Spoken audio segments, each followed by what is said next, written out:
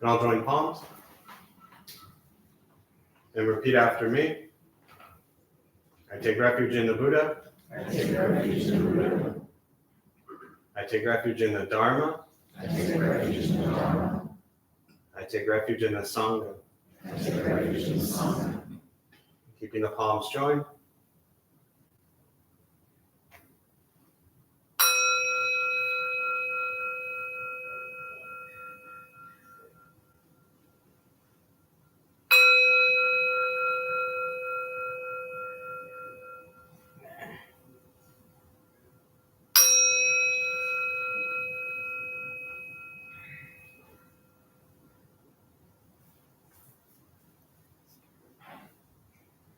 Palms down.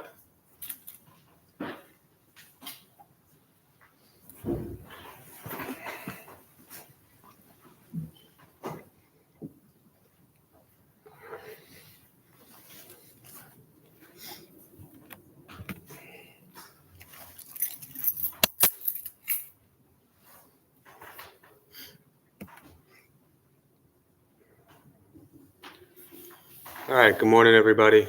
Nice to see you all. Thank you for showing up. Anyone here for the first time? First time, welcome. What brings you here? Those of you here for the first time. Sorry, now that I got your hand in the air, now you don't have to answer if you don't want.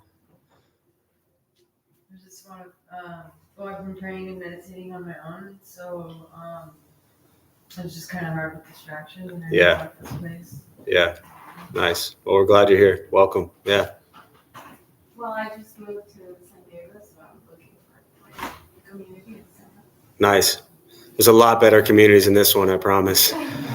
Keep looking. You can cross this one off the list and go find another one. This one's all right. Where'd you move from? Mexico City. Nice. Well, welcome. Welcome to San Diego. Welcome to the Dharma Bum Temple. What else? Anyone here for the first time? Why? Yeah. Hi. Kindness of a friend telling me to come and just out of curiosity further my beliefs. Yeah. And I promised her nirvana. Yes. So he beat me to the joke because knowing that it was normal, I had about 18 jokes in my head and I didn't know which one to go with. So I'm glad he got it out of the way. So we'll welcome. Glad you're here. Anyone else first time? What brings you here? Yeah. Maybe just to foster a little bit more acceptance and some peace. Acceptance of The world around us. yeah. And what else? Maybe some internal peace. Maybe. Maybe a little bit of internal peace and just acceptance of everyone else's craziness because you're just fine, right?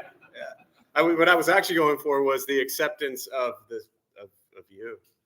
I think that's a big challenge for a lot of people is accepting themselves. I mean, I get it. It seems so obvious to just have to figure out how to embrace and accept this world that we're in. Always has been, always will be. But a piece that often we overlook is like, okay, the accepting the world, that's a lot. There's a lot of avenues with that. Sometimes just as a possibility, it starts with saying, okay, can I accept myself? And part of accepting the self means, can I accept the self that also maybe is not okay with how things are? And sometimes the acceptance of the self then makes it a little bit easier to accept. And for me as a practice, I've always looked at not so much accepting the world necessarily. And it's just semantics, a lot of kind of ways we can define accepting, but really looking at how do we embrace? Because if we accept things, it almost says that like, okay, well, I don't like this, but I'm going to learn to be okay with it. Or I think this is how it should be. And acceptance has a lot of labels and judgments and critiques kind of on it based on what we think is correct. To me, embracing, at least as a practice, is a lot healthier because I could say, okay, how can I embrace the crazy world as it is? How can I embrace all the madness in the world as it is? And then in addition to that, how can I embrace all the craziness and madness that's in this thing? Because, the craziness and madness begins in my head. And before I try to deal with anybody else's craziness and madness, I have to sit with this all day long. And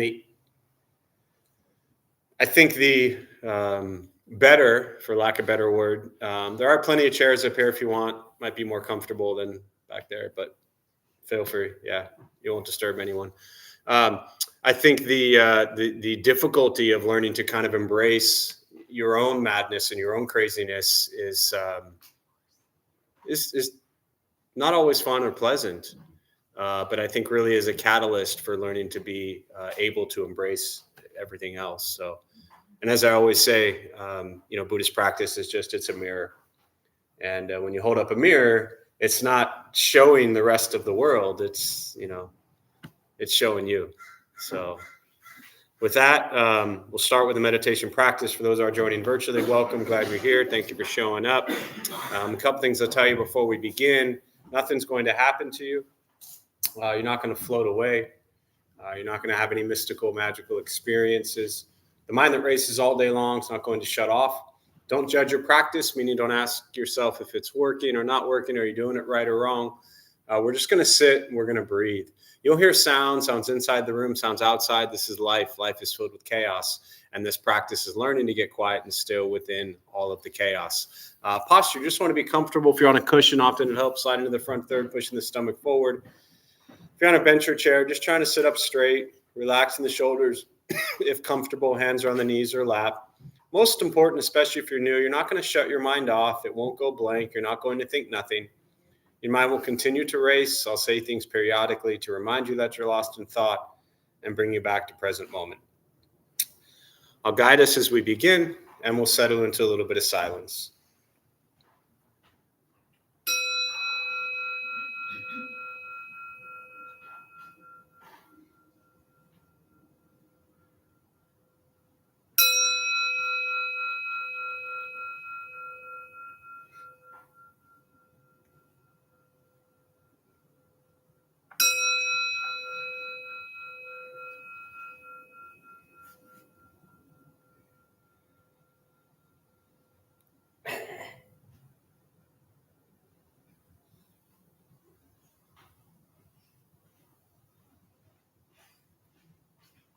And starting with the eyes closed, if comfortable, or slightly open. Mouth is open or closed.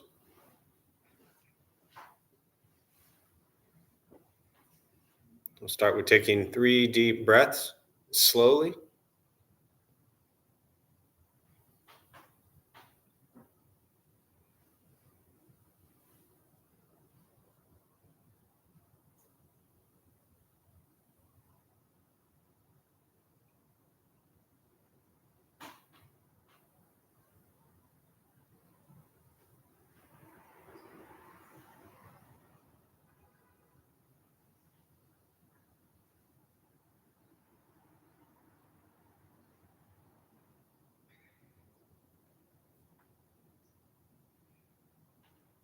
And eventually, settle into a natural rhythm of the breath.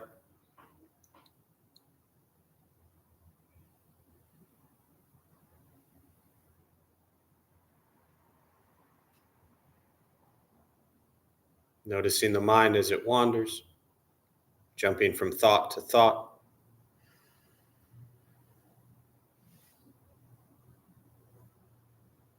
Start with gently guiding the attention, focus to the stomach or chest.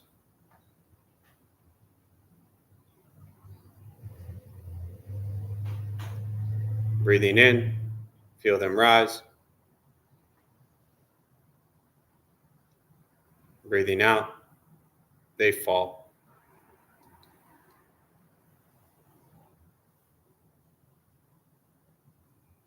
Simply continue this practice, observing sensation of breath, expecting nothing but to sit and breathe.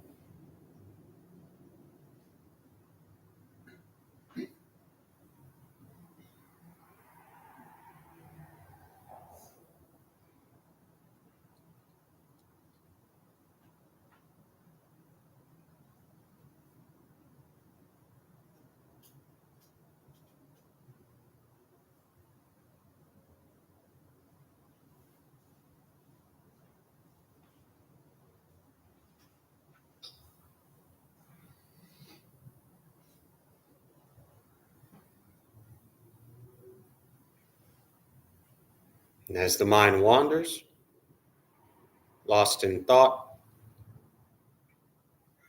recognize it.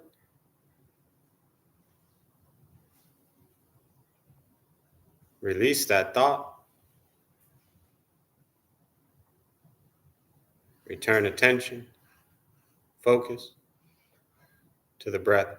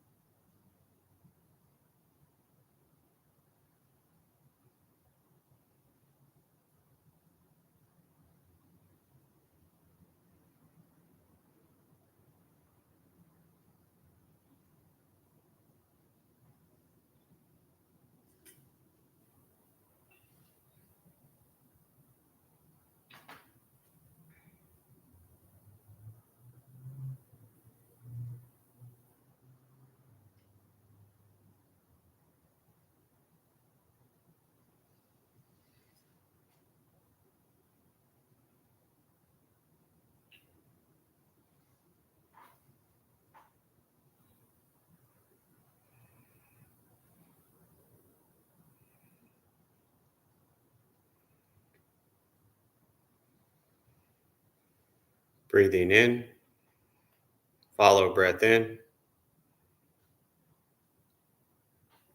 Breathing out, follow breath out.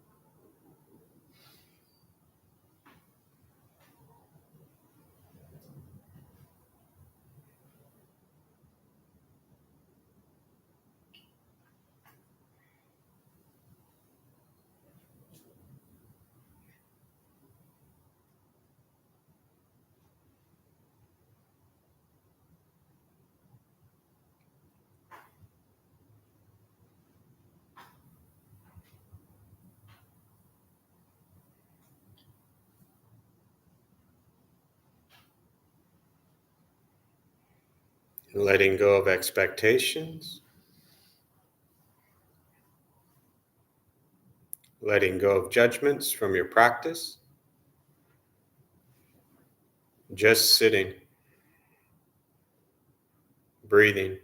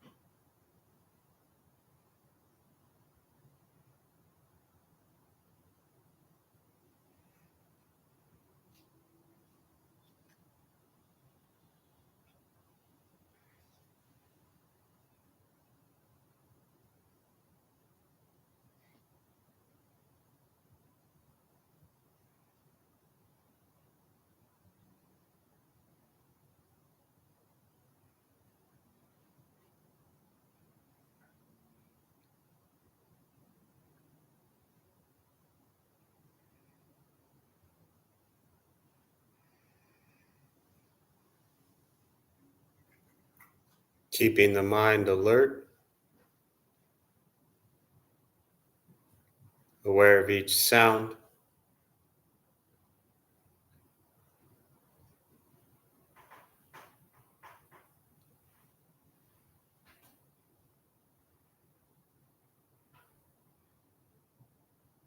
each thought,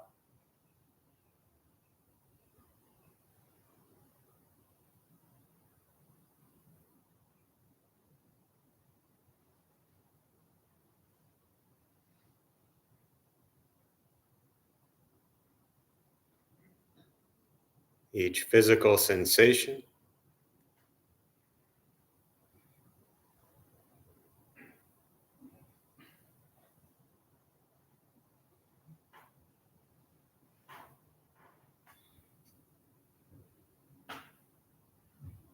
yet concerned with nothing but sitting, breathing.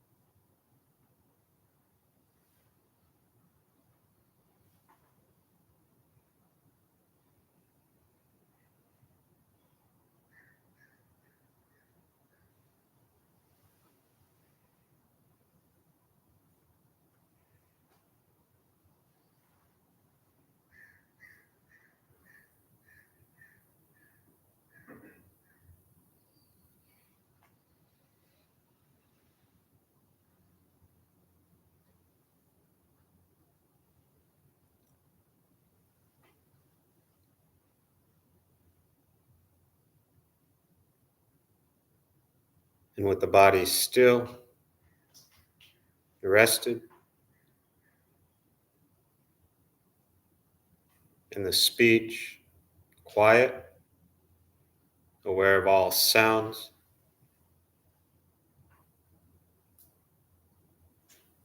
and the mind learning to settle, know what it's like to just sit and breathe,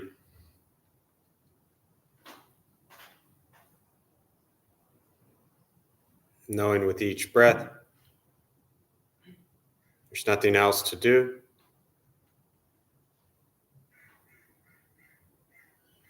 nowhere else to go, and no one else to be.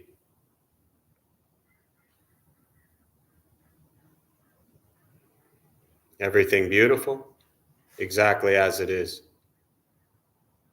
Sitting, breathing.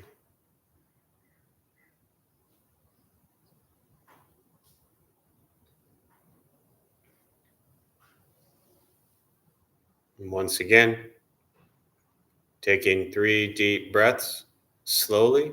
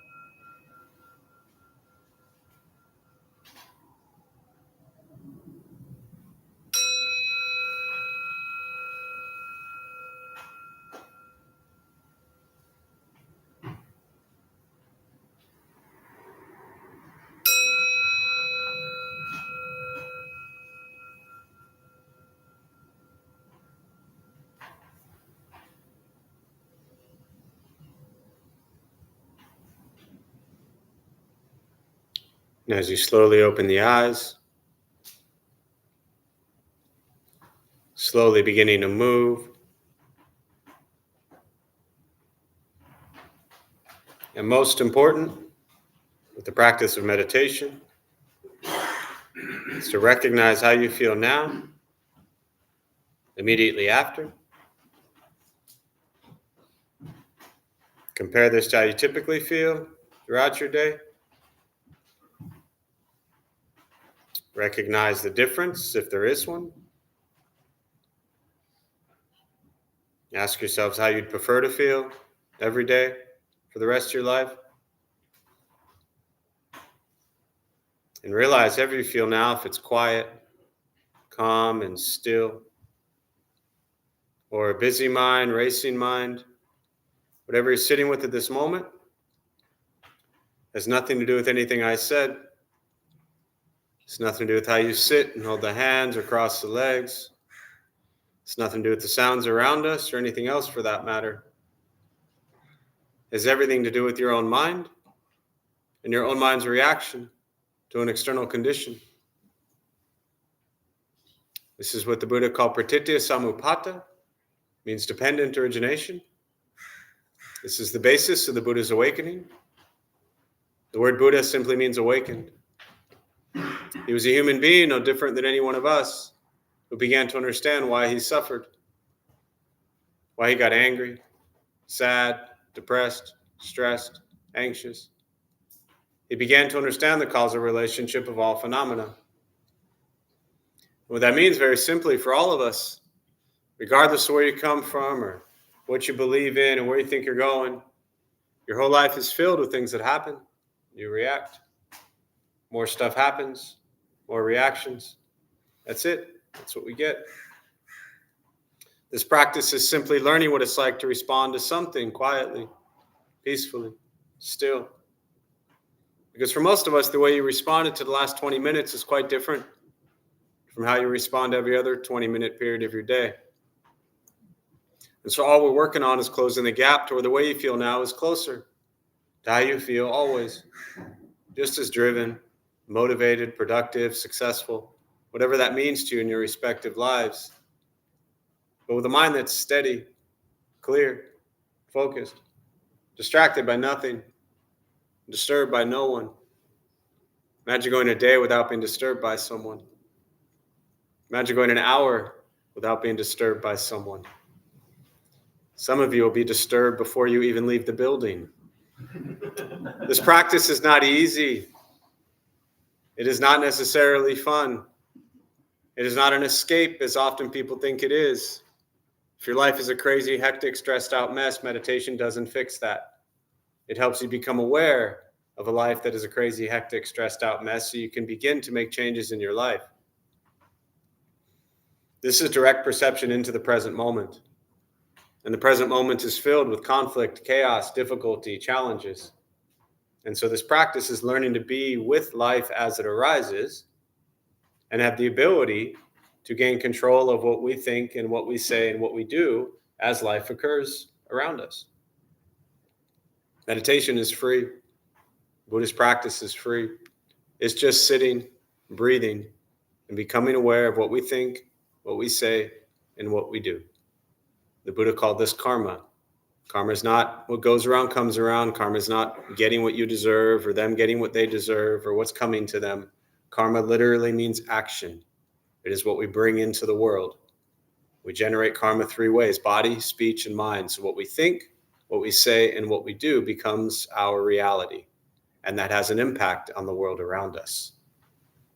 So we become mindful. That is the practice, to become mindful of your karma, meaning not what you deserve, not what you're getting, but what you give with your thoughts and your words and your actions. And that practice just repeats. That's why this isn't like a 6-week course. It's not something that you do for 3 years and then you've figured it all out and you move on to the next thing. This is a lifelong practice of learning to be with yourself, which is what is always so much fun. You know? Once we stop trying to change, fix, control, manipulate everything outside of us, and we work on changing our mind and our reaction to the world around us, life gets simpler, and we can just begin to enjoy the madness of it all, because that's what we got. So with that, I'll pause. For me, I always really prefer to respond to questions, meditation, Buddhist practice, anything you're sitting with. Again, to those joining virtually, welcome. Glad you're here. Feel free to say hello. There's a chat box on your screen somewhere. If you have any questions, put them in the chat box. I'll do my best to respond. And we'll use the rest of our brief time this morning for questions, meditation, Buddhist practice, anything you're sitting with.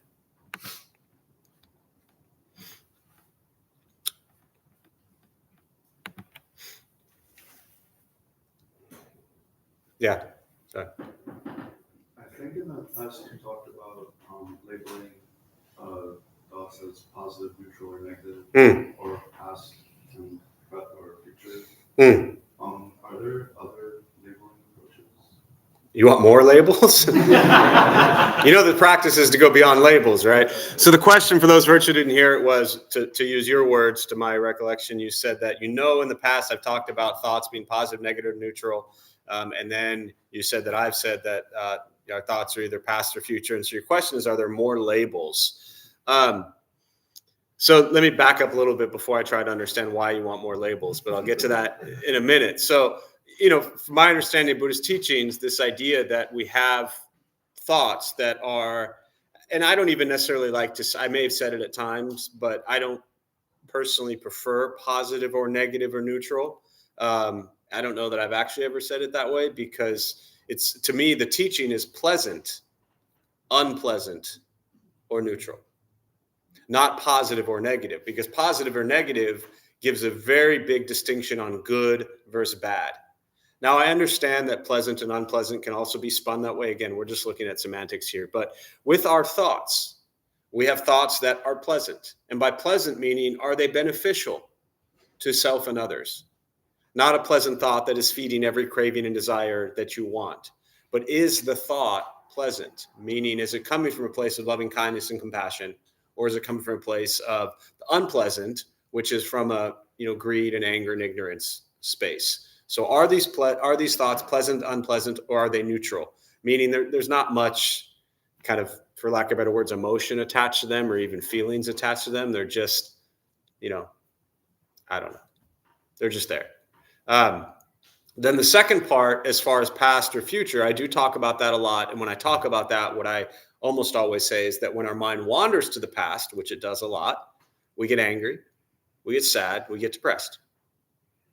Believe it or not, there are good things that have happened in your past, right? If you've shown up here on a Saturday at 11 o'clock, no matter how miserable your life has been, you have also had good things happen. But for some reason, we don't focus on those. But our mind wanders to the past, anger, sadness, depression. Goes to the future. We often get stressed, anxious, fear, worry. And as I always say, believe it or not, things in the future might actually turn out better than you expected. People are often so afraid of what the future is going to be like. It might be 1,000,000 times better. It could be worse too, but let's at least leave it open to possibility. So as far as labels, can you expand on why you want more labels? That was really just to kind of bring it up to speed. What do you mean when you say that? I think in the past, when you talked about both of those two approaches, I felt like I got a lot of benefit out of it. Yeah. And was just wondering if there were other ones that I wasn't aware that I could explore. No. I mean, I would stick with that. Like, I think I hear what you're. So the comment for those who didn't hear it virtually was that in the past you feel like setting up those labels, you've had a lot of benefit from that. So you're wondering if there's others. I think that's enough, man. Like, I think the in general, it's more important that we just become aware of the thoughts. And I would say, even to maybe, I don't want to ruin the thing that's helping you right now, but at the potential risk of ruining what's been helping you, even instead of trying to label them so much, maybe as like, if you need like another challenge or another practice, because our mind tends to work that way, maybe try to look at it as not giving them any labels at all and just recognizing them as thoughts that are arising, seeing the impermanent nature, as the Buddha taught, impermanent nature of all phenomena, including the thoughts. These are just thoughts that arise, right? Diamond Sutra talked about, life is just like a dream, a bubble, an illusion. It's all just something coming together, like a creation in our head, and then poof, it just ceases to exist. So, a lot of the Buddhist metaphors of like clouds flying overhead or airplanes getting louder as it's right over your head, and then as it passes, it gets quieter. So maybe try just seeing thoughts as just temporary bubbles, and then they're just gone. And that allows us to not cling and attach to them. Because if we think about, as an example, anything, say, from the past that you're angry at, right? You ever done anything in the past you wish you hadn't done and you're angry about it, right? So you have a thought. That thought can trigger the next 3 years of anger thinking about the past. Or you can say, okay, there's a thought. I'm just going to let it pass and come back to, eating pizza. So, yeah, less labels. Yeah. I've been having trouble reconciling like that notion with being motivated. Because motivation often means there's an external thing in the future / whatever. Right. I don't know what the question is there. Sure. I'm just trying to tell you the contention that I have. When you say, just to clarify a little bit, when you say you're trying to reconcile that notion with being motivated, when you say that notion, are you talking about the notion of just allowing thoughts to come and go? Yeah. And how that potentially can almost tie to being very lethargic or passive, of like, oh, if I'm motivated by this thought, but I know that thought's impermanent, then boom, like poof, the motivation is gone. And often it is. In a weird way. Sure. Like when you were talking, the thing that came up in my head, and granted we have a big relationship, was like, why try? Right. Yeah. And I was just wondering if you could like talk about that. Yeah. Why try? So, I mean, just very personally for me with Buddhist practice, I, was miserable, angry, and depressed, and going through the motions. And even though, as I began to learn that these thoughts come and go, and they come and go, and they come and go, well, the ones that kept coming and going were still miserable, angry, and depressed thoughts. They were still there. And it was really hard to be motivated when you're miserable, angry, and depressed, right? So I get that very directly. And I think for me, it was this, as I often say, this idea of like, well, suffering sucks. Like life was miserable, and waking up every day thinking like, I'd rather just not be alive. I was like, well, that's not fun. So I got two choices: figure out how to change it, or, figure out how to stay where I was. Mm-hmm. And to me, the motivation was just, I wanted to stay alive. Yeah. I want to live. And then the practice, which, you've heard me say many times, was, okay, well, how can I then stay motivated, but also know that those thoughts are there? And that was where the practice of compassion, of generosity, of giving to others, helping others, being of service to others, gave space or I should say took space. So if you have, just as an example, 10 hours a day where you just think about how miserable and angry and depressed you are, right? And I'm being conservative here with you, or anyone else that spends way more than 10 hours a day being miserable, angry, and depressed, which is many people, right? If those 10 hours, if one of those hours is spent doing, feeding the homeless downtown, then all of a sudden, now you're only doing it for 9 hours a day. And again, I'm not a fan of progress in Buddhism, but just in general, we understand the word progress. So if I can go from being miserable, angry, and depressed 10 hours a day, and I've replaced 1 hour with doing something good to help somebody else, now I'm only miserable, angry, and depressed 9 hours a day. And then you just start piling up the more hours a day that you do good stuff. And then it's just, to me, it's a numbers game. It's just numbers. If you got 10 hours and 8 of those hours are spent doing stuff for other people, then boom, 8 hours wins. Now there's 8 hours, because when you help people, you feel great. Yep.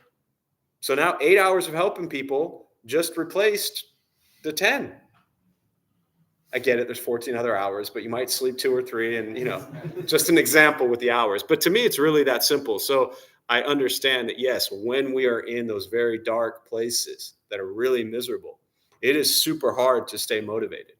But that's where, as the Buddhist practice of diligence, you just keep showing up 1 foot in front of the other, 1 day at a time, 1 breath at a time, 1 moment at a time.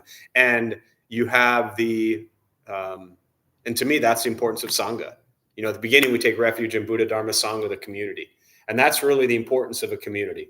Not that we're all like-minded. We're not. We're all a mess. I'm talking about myself, right? We're not alike. We have some similarities. We have a similar intention. The reason that people come to places like this, and millions of places like this, right? Yoga studios, spiritual centers, churches, religious places, whatever you want to call them. Many people go to places like that because they want to be around other people that they feel are kind of motivated in a similar way. And that's where that community is important, because what community does is it motivates you and inspires you to do good stuff. You love feeding the homeless people every Thursday.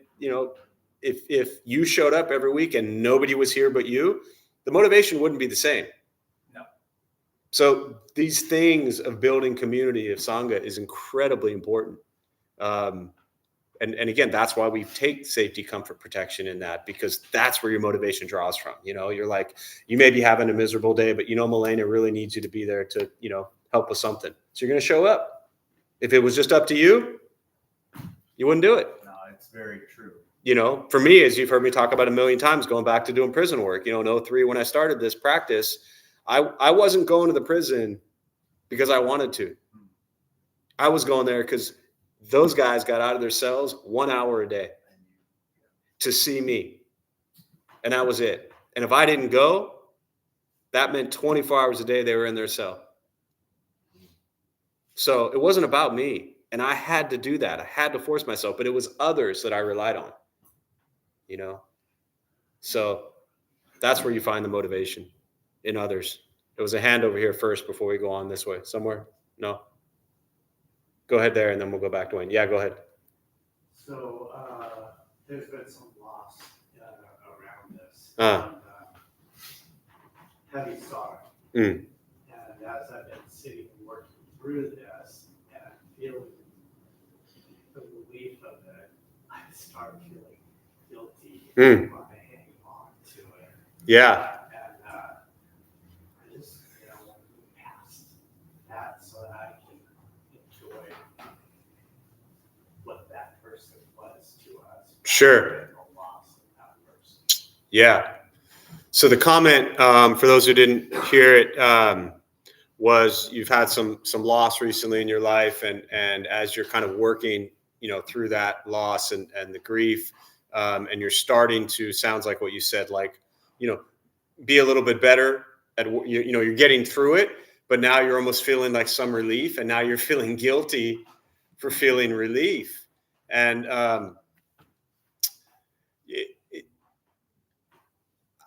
yeah, that's part of that process. There's no, I don't see any like, that is the compassion and love that you have for people in your life. As the Buddha taught, we get birth, we get aging, we get sickness, we get death. It comes with birth, comes death. And when we lose loved ones, it's heavy. Working through it is heavy. This is really for everybody who's maybe new to this stuff, but Buddhism doesn't mean that you're just like emotionless, watching people, get sick and pass and just being like emotionless to it. No, you feel that the love and care, you feel all of that. You go through that with them. But there's also, I think, a place which you'll get to, regardless of what I say, that says it's okay to move on. And the individual or individuals that you love and have lost would want you to move on and not stay stuck there. Again, coming back to the Buddhist teachings on impermanence, right? I don't know how else to say this other than just like try not to hate yourself for being okay with losing someone that you loved. You're embracing the process. There's a sutra called the Mustard Seed Sutra where the Buddha asks, there's a woman whose child passed and the Buddha was just a person, just a human, just a dude. But she went to him and wanted him to like bring back her child who had passed. And he said, please go to a house and collect a mustard seed from every house that has not known loss. And I'll save you from reading the sutra, but she doesn't come back with any mustard seeds. We all know it. We all experience it. And it's okay to have joy in your life, even though others are suffering. As hard as that may sound, the guilt and shame that you're putting on you, you don't deserve that guilt or shame, So, yes, with all the powers that I have none of, I have relieved you from that guilt and shame, Yeah, that's hard though. It really is. I mean, last thing I'll say is, it's beautiful that means you love, that we have that grief. It just means we love. It's not a bad thing. It hurts.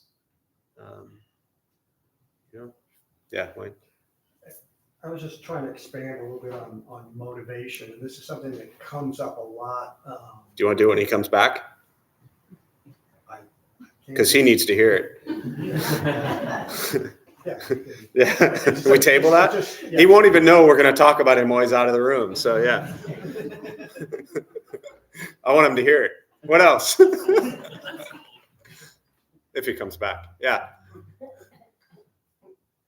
What other questions? There's a question here. Are we actually in control of what we think?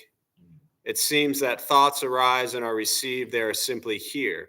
Then I react or respond to them. It seems that I can only control my response. Yeah, on the surface, it's a great question, but the reality is, where else would the thoughts have come from?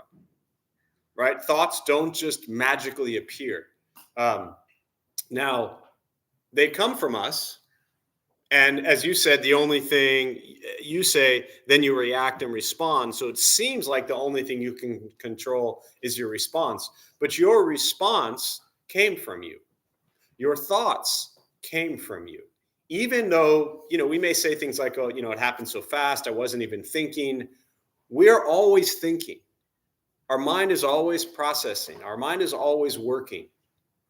Thoughts don't come out of nowhere. They only come from past experiences, past ideas, moment to moment. So this idea of, are we in control of what we think? Ultimately, absolutely. Now, the challenge is if you, say, for example, sit on social media and you read nothing but hateful comments for 6 hours straight. How are you thinking that you're going to feel the next 30 minutes? You've just spent 6 hours reading about hatred or whatever it is. How do you think you're going to feel the next 30 minutes? So you have conditioned those thoughts. In Buddhism, we talk about causes and conditions. The law of karma, which is the law of cause and effect. For every cause, there is an effect. That effect now becomes the cause of what's next. Everything truly is like those, those of you who are old enough to remember those flip books, where like you stencil in one page, and then you like make one tiny little, the next page, and one tiny little change the next page. And then all of a sudden you flip through it fast and there's like a whole story being told. Our entire lives with all of our thoughts, we're just creating one little thought after another. So those thoughts actually do determine what comes next. I guess I'll pause there because that's already helped. So we're good. Yeah, I'll stop. So yeah, you really are in control. We might not think we are, but if you think about your entire life's experiences, last thing I'll say is all of the things we've done in our life dictate and determine what we're sitting with right now. So things from the past will come up. And that's why, gaining control, as we like to say, of our thoughts and learning to stay present, which is what meditation is really difficult, but also incredibly life-changing. Wayne. So one of the things that seems to come up in prison regarding motivation and, going forward is, we talk a lot about presency. Present moment thoughts come and go, they're permanent. But there's nothing wrong with setting aside some time and let's do some planning. Yeah. So right now I'm going to do some planning. I'm going to look at, how I like my future to be, what changes I'm going to make in the future, maybe try to learn from some of the things that I've done in the past and, spend a half an hour doing that. Mm-hmm. But then let go of it. Yeah. Don't obsess about it. Realize that future is going to be determined by what you do in the present moment. Mm-hmm. But it doesn't mean you can't plan. Absolutely. It doesn't mean you can't look back Yeah. and learn from that. And, Yeah. And I've just found that that's helpful. Yeah. But just set some time to do it. Yeah. Don't sit there all day. I wish this is going to happen. I'm going to do this and do that. Just really plan and then go back to creating that future in the present moment. Yeah, it is something that's often overlooked that often people who, when you begin to explore Buddhism and it talks about being the present moment, be here now, things like that, it almost comes across as if the future doesn't matter and it's not important. And that's not at all correct. Your future matters. It's very important for you and the sake of those around you. So, yeah. What else? Thanks, Wayne. Thoughts, questions? Yeah. I think I've asked you about this before, but in my meditations, I try to count backwards from 100 down to 1. And it's actually kind of hard to get there because of my thoughts and whatnot. What do you think of that? Like I'm really trying to incorporate a meditation practice in my life after only coming here for 5 or 6 years. And I get it, man. Some of us are slow learners. It's okay. Yeah. I'm glad it takes a while. Diligence. I told you, the most diligent dude I know. I'm telling you, you stay at it. I would abandon the counting backwards from 100 personally. I mean, I don't want to completely shatter your thing if it's working for you, but I mean, I just think that's you're going to fall asleep by the time you hit 72, I think that as a very kind of traditional, I don't know if I'd use the word traditional, very common Zen practice is counting. And it is counting, various ways you can do it, but simply using sensation of breath in, breath out, count 1, breath in, breath out, count 2, breath in, breath out, count 3. Just go 1 to 10 and 10 to 1. Just keep it 1 to 10, 10 to 1. I think any practice that you're trying to meditate and count backwards from 100. I mean, even just hearing you say that, it confuses my head, but everybody is different. So I think if you're struggling with it, or if it's not something that you're loving, then change it. That just to me seems kind of like this daunting thing that you've set up. 1 to 10, 10 to 1, 1 to 10, 10 to 1, simplify it. Cool. Yeah. But yeah, definitely stay at it. And also don't worry about making it such a long practice. If it's if you're setting a daily routine, 5 minutes. If you don't have a daily practice, for anybody here who doesn't have a daily practice, my suggestion always is just do 5 minutes a day. That's it. Don't think you need 20 minutes, 40 minutes. You need to count to 1,000. You need candles or incense or any kind of stuff like that. Just 5 minutes a day, and that's it. Start there. If you can't do 5 minutes, start 3 minutes. But develop a daily practice of a few minutes a day. And then you can kind of expand it if you want. But don't think that, the more time you sit, that means you're better at it or something. Usually if you're doing 5 minutes a day and then you say, I'm going to do 7 minutes, the last 2 minutes, you're just sitting there looking at your watch, wondering if you got to 7 yet, So. At one time you had told me just count to 1. Count to 1. Just 1. Yeah. That works for me. Son. Yeah. I just go one. Great. Absolutely. Yeah. I mean, my teacher used to always say, like, it didn't matter if you recite the name of the Buddha, if you recite the name of Jesus, if you recite the name of Coca-Cola. The idea is that you're focused on something. And if you're focused on something, whether it's the breath, whether it's a word, whether it's a candle, whether it's a shoe, whether it's a mantra, whether it's a bottle of water, whether it's staring at a wall, if you're focused on one thing and one thing only, what are you not focused on? Everything else. And when you focus on everything else, how does that tend to make you feel? Shitty. Yeah. So simple. What else? A few more minutes before we close. Yeah. I've just found practicing different types of meditation to be helpful. Yeah.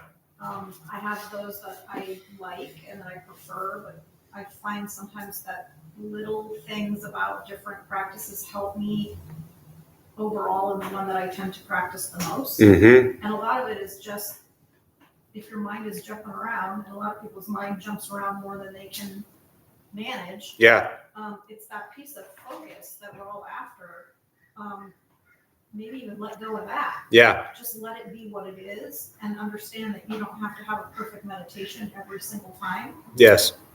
It's Absolutely. just continuing to try. And over time, I think when you look back, you find that you're a lot more focused than you were before. Even if you don't have perfect focus, it's still better than it was. Mm-hmm. Yeah, absolutely. And just to emphasize that last part of what you said, which I think is so critical, especially for those who might be newer to meditation practices, we go into almost most things in our life to be good at it, right? You want to do well. And so all of a sudden you're dealing with chaos, stress, life, whatever it is. And you're like, well, I'm going to really become a dedicated meditation practitioner. So then all of a sudden you're like, well, I need to do it well. I need to be a good one. And then all of a sudden you do it for like 3 weeks and you're like, well, this shit isn't working. And then you quit as if like you have failed at it. And so again, the practice of meditation is not about perfecting. It's not about being good at it. It's not about being bad at it. It's just about sitting simply to sit. And when you're sitting, you're just sitting without expectation, without goal, without gaining, without any ideas of getting better at it. Sitting simply to sit. It's like it becomes like self-care. Mm-hmm. And I feel like, especially when we are encouraged to go and fill up our time with helping others. Yeah. There's so much pain and suffering on all different kinds of levels out there that if you don't, it's like the middle path. If you don't back up the truck a little bit and take care of yourself, it doesn't matter how good your intentions are.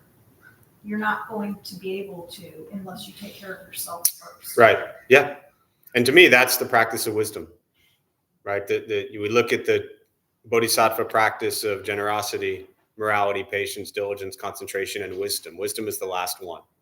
And very often people come into Buddhism thinking like, well, I'm just going to meditate and everything's going to be better, right? But understanding the wisdom practices, years ago, I had a great example for those of you who are local to San Diego. And he said his response to a similar topic was, he said, if you're in Rancho Bernardo and you get on 15 freeway and you're trying to get to Mexico and you start driving north, like you're never going to get there. So all the effort, all the intention, all the motivation in the world, if you're not kind of pointed in the right direction, and again, in this example, the wisdom, the right direction simply means, is it coming from a place of loving kindness and compassion and something that will benefit you and others, or is it coming from a place and a view of anger and ignorance? So what else? Do one more before we close.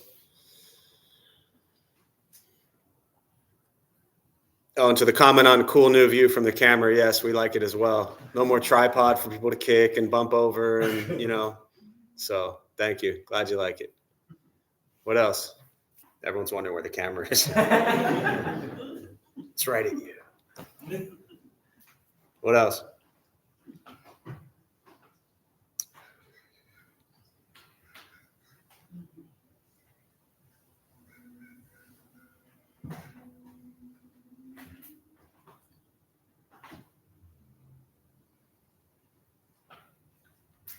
Yeah. So as far as establishing a daily practice, is there a recommended, do it in the morning, do it in the evening, do it at the same time every day, Yeah. or just when you have the chance? Yeah. So the question, and I'll close on this. The question for those who didn't hear it is, as far as developing, cultivating a daily practice, is there a recommendation on when to do it in the morning, evening, whenever you have a chance? So what I always share with people with developing a daily practice is, I think it's beneficial to set the same time frame. What I mean by that is, I always draw kind of this example of brushing your teeth or combing your hair, right? I don't have to worry about that anymore so much, but you brush your teeth every day, right? You get up in the morning, you brush your teeth, whatever your routine is, right? You don't think about like, when am I going to do it? Where am I going to do it? How long, you're not like, today I'm going to brush my teeth for 6 minutes. Yesterday I did only 4. Tomorrow's going to be 8. It's just a little routine you go through. Same thing with brushing your hair. You go through it and you're done. I always encourage people with meditation that don't have a daily practice, 5 minutes in the morning. Wake up, brush your teeth, splash water in your face, get your coffee, whatever it is you need to do, and then carve out 5 minutes. It does, again, I always say this, kind of what I said before. You don't need a class. You don't need bells and whistles. You don't need anything. Just a crazy mind, which, again, if you're here on Saturday at 11 o'clock, you probably have, right? And 5 minutes. The reason I suggest the morning is, especially for those who are starting a practice, once the day gets going and you get busy, the likelihood of like then adding it in, I think, decreases. Nighttime, most people are so exhausted and they're just like, I don't want to do it now. I'm just so tired. I'm going to fall asleep. So I think 5 minutes every morning is good. I suggest doing it every day for 3 weeks and then take a week off. Old Stephen Covey teachings used to talk about takes 3 weeks to create a habit. So I understand in this practice, you've now created a habit and now I'm suggesting you shatter that habit. But why would I suggest do it every day for 3 weeks and then take a week off? See the difference. And equally, if not more important, who else sees the difference? Everyone around you. Do people, not assuming you are, but do people like dealing with you when you're angry, frustrated, and miserable? No, right? So we don't like dealing with others when they're like that. They don't like dealing with us when we're like that. So the more we take care of ourselves, it really is not just about us. It benefits everybody around us. So you do this every day, 5 minutes in the morning. Set your phone, right? Whatever you use as a reminder. If you get up at 6:30, right? Set your alarm. Every day, put in meditation 6:30 to 6:35. Or if you sleep till noon to 12:05. Put it on your phone, set it up every day as a reminder. That alarm might go off every single day and you might be like, nope. Every day, and put it on repeat. And that alarm will go off for 6 months or 6 years. And one day you're finally like, I'm going to do this. But every day. And then once you kind of go through that, then I do encourage people to use it afternoon and evening, like, small doses. Thinking about like, eat small meals, whatever it is, but little 5 minutes in the morning, 5 minutes in the afternoon, 5 minutes at night. Nighttime, the only time I recommend that if you have trouble sleeping, which is many people, before you go to bed, close your eyes. You're laying in bed, tossing, turning, can't fall asleep, pondering your whole life's existence. What did I do? What went wrong? What happened when I was 10? Whatever it is. Next thing you know, you're thinking about tomorrow. You've tossed and turned for 3 hours. You finally put your phone down. You don't sleep and you're exhausted. Then you wake up and you pound your coffee and you wonder why you're exhausted, right? There's an Einstein quote that says doing the same thing over and over and expecting a different result is the definition of insanity. I'm not calling you insane. I'm just saying if you're doing the same thing over and over again and it doesn't work, change it. So nighttime, if you can't sleep, 5 minutes, lay down, close your eyes, count to 10. It'll put you to sleep. So that's my recommendation. Yeah, 5 minutes. All right, so we'll close on that. We'll join palms. May any merit gained from this practice be transferred to all beings in all directions. May all beings be at peace. May all be free from suffering.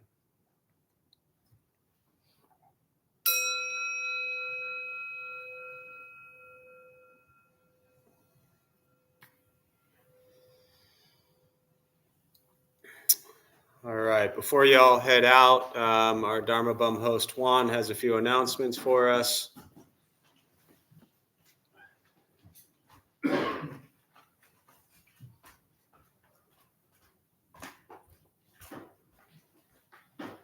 Hello everyone, today's host, Juan. We opened the Dharma Bum Temple 18 years ago to introduce Buddhist practice to those who show up. Those who lead are not nuns, monks, gurus, masters, or teachers and are not looking for students. They are simply practitioners sharing their interpretation of the practice. Every night we have different classes led by different people from various Buddhist traditions. We have a recovery sangha that meets several times a week for anyone with addiction, and our food redistribution program is every Thursday at 4:30. We have classes and programs every day, and everything we offer here is always free. The schedule is on our website and also posted on the entryway above the shoe rack. We have a lending library. If you see a book you like, feel free to borrow it and then bring it back whenever you are done with it. Please straighten your seat or cushion before you get out. Thank you for being here. We wish you well and hope to see you all again. And I have two real quick announcements. That just Friday, our Friday noon meditation host.